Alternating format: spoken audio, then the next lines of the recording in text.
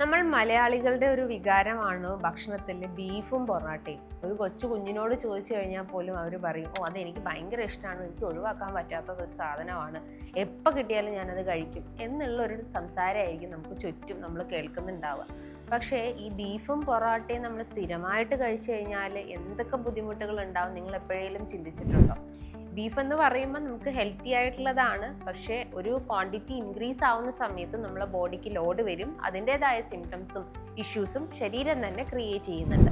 അപ്പോൾ നമുക്ക് ഇന്നത്തെ വീഡിയോയിലൂടെ ഈ ബീഫ് എത്രത്തോളം ഹെൽത്തിയാണ്, അതേപോലെ തന്നെ അത് ക്രിയേറ്റ് ചെയ്യുന്ന ഇഷ്യൂസുകൾ എന്തൊക്കെയാണെന്ന് നമുക്ക് ഇന്നത്തെ വീഡിയോയിലൂടെ ഒന്ന് ഡിസ്കസ് ചെയ്യാം. ഹായ്, ഞാൻ ഡോക്ടർ ജൂഹി ദാസ്, ക്യൂൻബി ഹെൽത്ത് കെയറിലെ ഹോമിയോപ്പതിക് ഫിസിഷ്യനാണ്.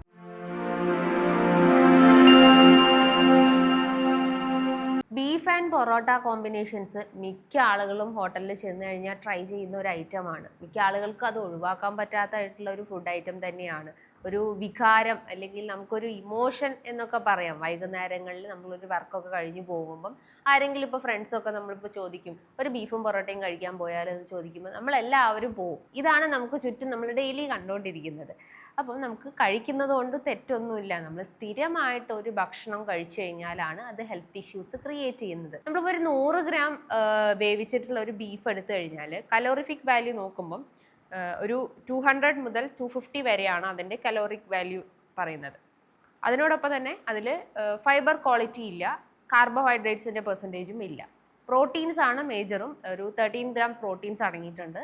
ഒരു 5 to 10 grams fat, especially saturated ഫാറ്റുകളാണ്, അൺഹെൽത്തി ഫാറ്റാണ് അതിൽ അടങ്ങിയിട്ടുള്ളത്. അതിനോടൊപ്പം തന്നെ മറ്റ് കുറേ ന്യൂട്രിയൻസ് അതിൽ അടങ്ങിയിട്ടുണ്ട്. ലൈക്ക് ഇപ്പോൾ വൈറ്റമിൻസിൻ്റെ സെഷൻ നോക്കുന്ന സമയത്ത് വൈറ്റമിൻ ഡി, വൈറ്റമിൻ ബി കോംപ്ലക്സുകൾ, especially vitamin B3, B6, B9, B12, B7, biotin, ഇത്തരം വൈറ്റമിൻസിൻ്റെ ഒരു മെയിൻ സോഴ്സാണ് എസ്പെഷ്യലി ബീഫ് എന്ന് പറയുന്നത്. അതേപോലെ തന്നെ മൈക്രോ ന്യൂട്രിയൻസ് ഉണ്ട്, എസ്പെഷ്യലി ഈ iron, zinc, selenium, copper, magnesium, iodine, ഇതൊക്കെ ഫോസ്ഫറസ്, ഇതൊക്കെ ധാരാളം ഇതിൽ പ്രസൻ്റ് ആയിട്ടുണ്ട്.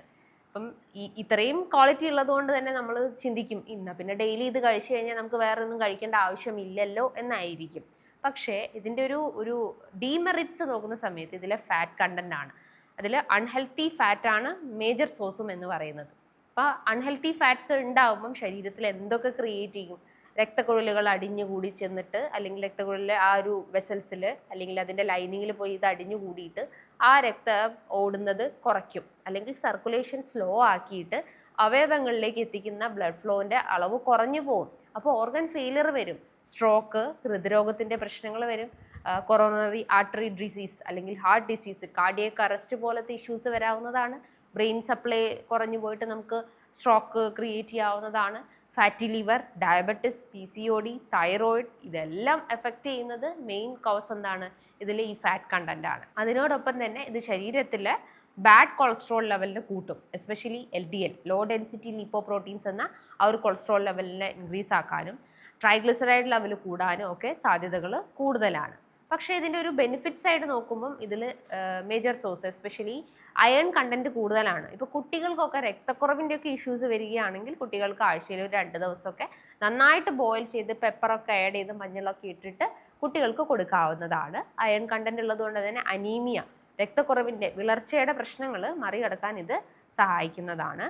അതിനോടൊപ്പം തന്നെ പ്രോട്ടീൻ കണ്ടൻസ് ഉള്ളത് കൊണ്ട് തന്നെ നമ്മൾ അളവിൽ കൂടരുത്, നമുക്ക് മസിൽ സ്ട്രെങ്ത്തിനൊക്കെ ഇത് ഹെൽപ്ഫുള്ളാണ്. പക്ഷേ ഒരു 13 ഗ്രാം പ്രോട്ടീൻ കണ്ടന്റ് ഉള്ളത് കൊണ്ട് തന്നെ വൃക്ക സംബന്ധമായിട്ടുള്ള പ്രശ്നങ്ങൾ സിവിയർ ആവാനുള്ള ചാൻസസുകൾ കൂടുതലാണ്. സ്ഥിരമായിട്ട് എടുക്കുന്ന ആളുകൾക്ക് kidney failure, kidney stone issues create ചെയ്യും. യൂറിക് ആസിഡ് അല്ലെങ്കിൽ വൃക്ക സംബന്ധമായിട്ടുള്ള പ്രശ്നമുള്ള ആളുകളൊക്കെ ഈ റെഡ് മീറ്റ് അവോയ്ഡ് ചെയ്യണം. എസ്പെഷ്യലി ബീഫ് കംപ്ലീറ്റ് ആയിട്ടൊന്ന് കട്ട് ചെയ്യേണ്ടതായിട്ടുണ്ട്. നമുക്ക് ആഴ്ചയിൽ ഇപ്പോൾ ഒരു ദിവസം കഴിക്കുന്നതുകൊണ്ട് തെറ്റില്ല, മാസത്തിൽ 2-3 ദിവസമൊക്കെ കഴിക്കുന്നതുകൊണ്ടും ഒരു തെറ്റുമില്ല. പക്ഷെ നമ്മൾ സ്ഥിരമായിട്ട് 2-3 നേരം അല്ലെങ്കിൽ ഒരു ഡേ നോക്കുന്ന സമയത്ത് അല്ലെങ്കിൽ ഒരു ആഴ്ച നോക്കുന്ന സമയത്ത് ആഴ്ചയിൽ ഒരു 4 ദിവസവും അത് 3 നേരമൊക്കെ ആക്കിയിട്ട് കഴിക്കുന്ന ആളുകളുണ്ടാവും. ഇന്ന് അത് ഫ്രിഡ്ജിൽ വെക്കും, നെക്സ്റ്റ് ഡേ അത് ചൂടാക്കി അടുത്ത ദിവസം എടുക്കും, അതിൻ്റെ അടുത്ത ദിവസം എടുക്കും. ഇങ്ങനെ ഈ ഒരു പാറ്റേൺ ഫോളോ ചെയ്യുമ്പോഴാണ് അത് ഹെൽത്ത് ഇഷ്യൂസ് ആയിട്ട് മാറുന്നത്. മിക്ക ക്യാൻസർ ടെൻഡൻസീസും സ്റ്റാർട്ട് ചെയ്യുന്നത് ഈ പറഞ്ഞിട്ടുള്ള ഈ ഒരു ഈറ്റിംഗ് അല്ലെങ്കിൽ ഈ പറഞ്ഞിട്ടുള്ള റെഡ് മീറ്റിൽ നിന്നാണ്, എസ്പെഷ്യലി ബീഫ്. നമ്മളിപ്പോൾ മലയാളികളൊക്കെ നോക്കുന്ന സമയത്ത് മിക്ക ഒരു സെൻസസ് നോക്കുമ്പം ക്യാൻസറിൽ എസ്പെഷ്യലി കുടൽ സംബന്ധമായിട്ടുള്ള ക്യാൻസർ രോഗങ്ങളാണ് കോമൺ ആയിട്ടുള്ളത്. എസ്പെഷ്യലി കോളോൺ ക്യാൻസർ, അതായത് നമ്മളെ ഒരു ചെറുകുടലിൻ്റെയും വൻകുടലിൻ്റെയും ഭിത്തികളിൽ പോയിട്ട് കോശങ്ങളുടെ ആയിട്ടുള്ള അമിതമായിട്ടുള്ള വളർച്ചയാണ് ഈ ഒരു ക്യാൻസറിലേക്ക് ലീഡ് ചെയ്യുന്നത്. എസ്പെഷ്യലി കോളോൺ ക്യാൻസർ ഒക്കെ വളരെ കോമൺ ആണ്.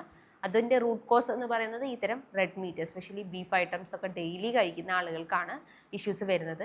പൈൽസ്, ഫിഷർ, ഫിസ്റ്റുല ഇങ്ങനത്തെ ആളുകളൊക്കെ ആണെങ്കിൽ, ഇഷ്യൂസ് ഉള്ള ആളുകളാണെങ്കിൽ ഇത് കംപ്ലീറ്റ് ആയിട്ടും അവോയ്ഡ് ചെയ്യുക. റെഡ് മീറ്റ് കഴിക്കുന്ന ശീലങ്ങൾ നിങ്ങൾക്ക് സ്ഥിരമായിട്ടുണ്ടെങ്കിൽ അത് പല ഇഷ്യൂസും ക്രിയേറ്റ് ചെയ്യും. Especially thyroid issues, PCOD, PCOS issues, then fatty liver, diabetes, മറ്റുള്ള എല്ലാ ഓർഗൻസിലേക്കും അതിൻ്റെ സപ്ലൈ കുറഞ്ഞിട്ട് ഒരു ഓർഗൻ ഫെയിലിയർ ക്രിയേറ്റ് ചെയ്യാനുള്ള ചാൻസസുകളുണ്ട്. ഇപ്പോൾ റെഡ് മീറ്റ് കംപ്ലീറ്റ് ആയിട്ടും അവോയ്ഡ് ചെയ്യുക, എസ്പെഷ്യലി ബീഫ് ഐറ്റംസ് അവോയ്ഡ് ചെയ്യാൻ ശ്രമിക്കുക. ഇതിൽ സാച്ചുറേറ്റഡ് ഫാറ്റ്സിൻ്റെ കണ്ടൻറ്റ് കൂടുതലായതുകൊണ്ട് തന്നെ ശരീരത്തിൽ ഇൻഫ്ലമേഷൻസ് കൂട്ടും.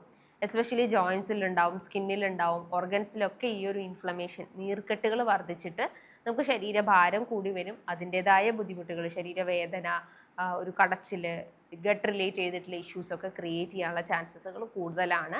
അപ്പം ഈ ഒരു ഫാറ്റ് കണ്ടൻറ്റ് നോക്കുക, പ്രോട്ടീൻ കണ്ടൻറ്റ് നോക്കുക. ഇതെല്ലാം നമുക്ക് ഹെൽത്തിയാണ്, പക്ഷെ അതിൻ്റെ അളവ് കൂടുന്ന സമയത്താണ് അത് അൺഹെൽത്തി ആവുന്നത്.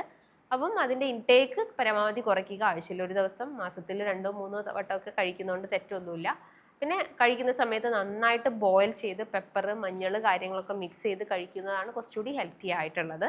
സോ നിങ്ങളുടെ ഡയറ്റ് പ്ലാനിൽ നിങ്ങളിത് സ്ഥിരമായിട്ട് കഴിക്കുന്നുണ്ടെങ്കിൽ ഇതൊന്ന് അളവ് കുറയ്ക്കുക. നമ്മുടെ ഒരു ഇഷ്ട ഫുഡ് ആയതുകൊണ്ട് തന്നെ നമുക്ക് കൺട്രോൾ ചെയ്യാൻ ബുദ്ധിമുട്ടായിരിക്കും. ബട്ട് നമ്മുടെ ഹെൽത്ത് കണ്ടീഷൻസും കൂടി നോക്കിയിട്ട് നിങ്ങൾ ഭക്ഷണം ശ്രദ്ധിച്ച് കൊണ്ടുപോകാൻ ശ്രമിക്കുക.